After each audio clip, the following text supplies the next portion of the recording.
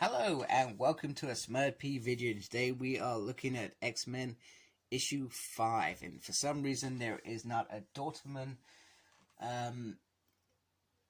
card off the team, so which I thought was strange, but I like this cover, so this was the cover I went with rather than collecting A. So I've got to say I enjoyed this issue more than the last issue with Dream Master, whatever it was.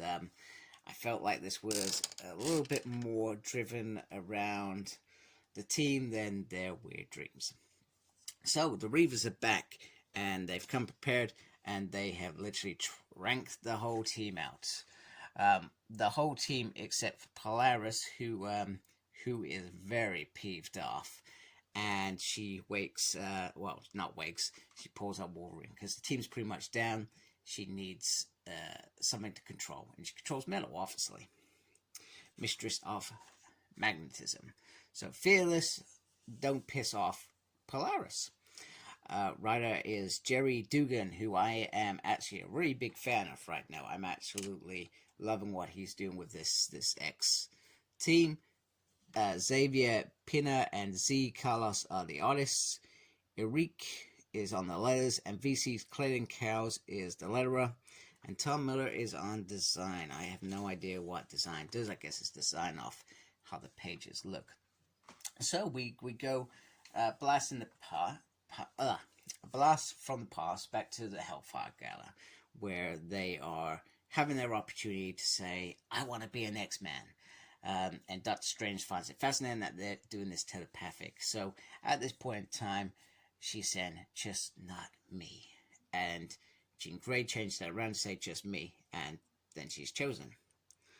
I'm not sure. I thought everybody else chose who the X-Men are, so which didn't make sense.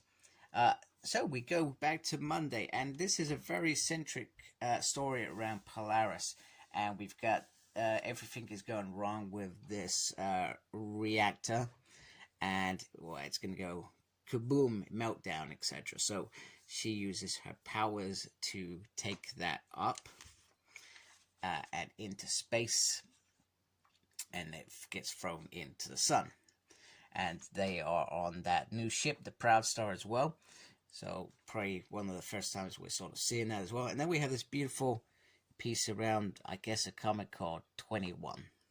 I actually, naivety, when I was looking at it, I thought she was at a concert or something, but she's not. Then on Tuesday, they are in Central Park, and they are fighting one of those other. So we've got this Games Master space station around gambling, etc. And they've been sending down tests all this time, and this time they've sent some more monsters, and they've sent this cute little Seal Terrier, which but she noticed that there's a camera, and because the Seal Terrier is not playing ball, it gets killed by Dr. Status. So Dr. Status is clearly in the shadows. And even Wolverine says, that's cold, Dane, which I thought was brilliant. And she's like, no, it wasn't me. I couldn't do this to a beautiful little seal puppy, whatever. Actually, seals are called pups when they're born. Interesting fact to share. One that I know. So, anyway, she uses Wolverine to slash, bash, and destroy. However, they've got a few tricks up their own, one around light, which leaves her blinded. But it doesn't matter, because this is Lorna Dane. And she uses iron, metal fillings, and she takes them apart without killing them. So X-23, pretty much her body is used to knock them out.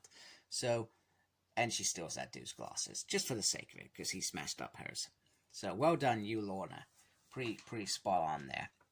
And we also get this moment between Laura and Everett, where she says, we need to talk.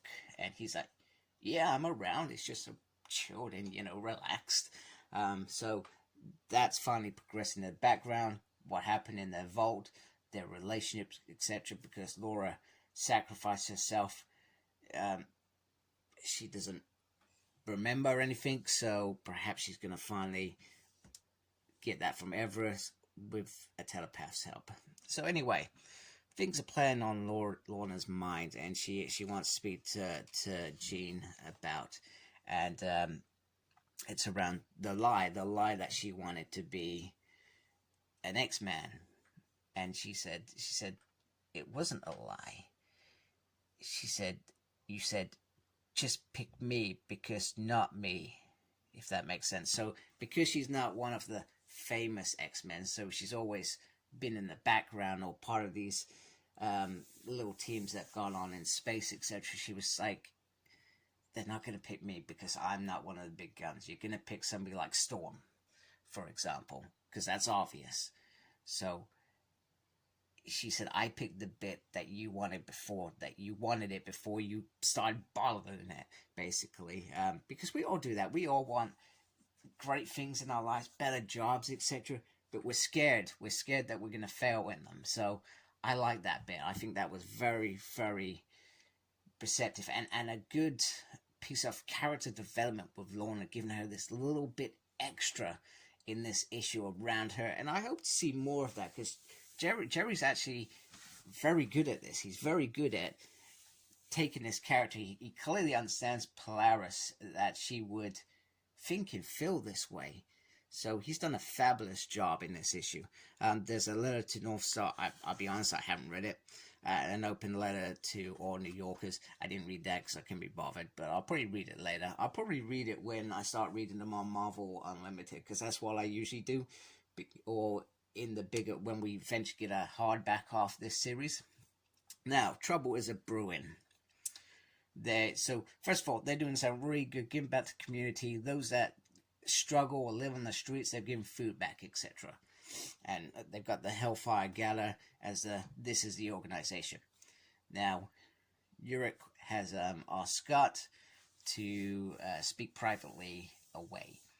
There's trouble brewing. These two know it, but then she's like, well, which one?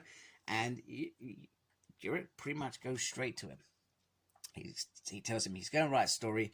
He said, you went up in space and you didn't come back. But not just you.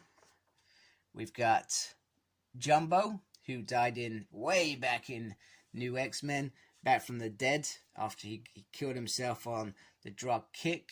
So he's back. Nathan Summers, his grave was empty. And you've got the shadowy thing saying, oh, look at him squirm, etc.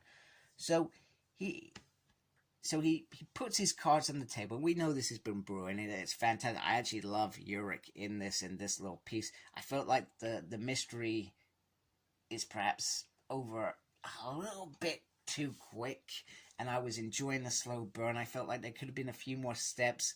Maybe this could have been going on later, but you don't know where this is going to lead to, and you wonder if this status, I think this is status, what his play is in this. Has he engineered these things and put these little chess pieces in place for this bigger game? So I'm very excited by this. Anyway, Cyclops pretty much doesn't respond. He says, this is